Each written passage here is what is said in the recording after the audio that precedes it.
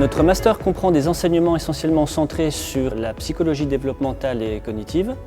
Nous avons un programme qui couvre les troubles des apprentissages et du langage, ainsi que les grands syndromes développementaux. Et nous avons des psychologues du terrain qui interviennent pour préparer les étudiants à la clinique et qui leur transmettent la pratique des tests psychométriques.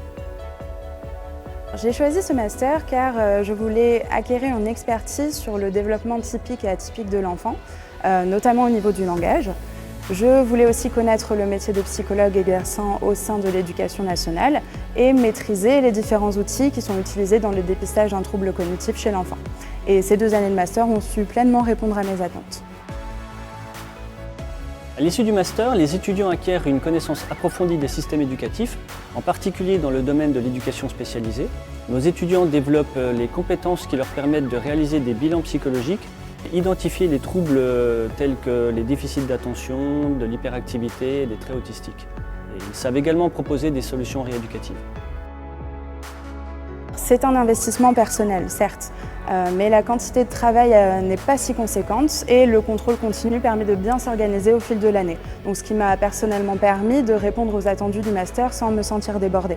De plus, chaque travail est vraiment enrichissant et permet à terme de développer un grand nombre de savoirs théoriques et pratiques.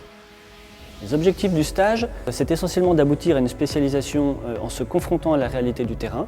C'est mieux cerner le rôle des établissements et des services hospitaliers, mieux connaître les populations que ces structures accueillent.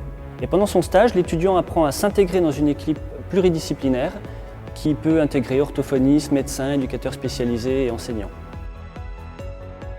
J'ai réalisé différents stages au sein de l'éducation nationale, auprès d'une neuropsychologue ou même en crèche.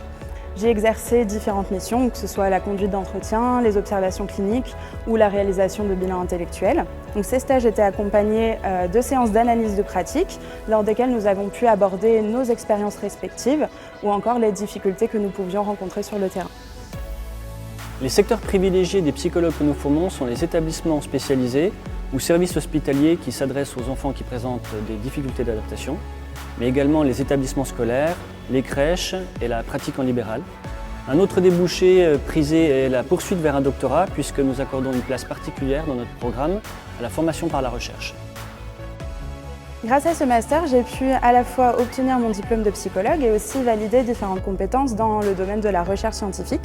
Donc, je souhaite à présent poursuivre mon cursus en réalisant un doctorat, le but étant d'approfondir le travail que j'ai mené en Master 2. Je souhaiterais à terme allier ma pratique du métier de psychologue à une carrière dans l'enseignement supérieur et la recherche.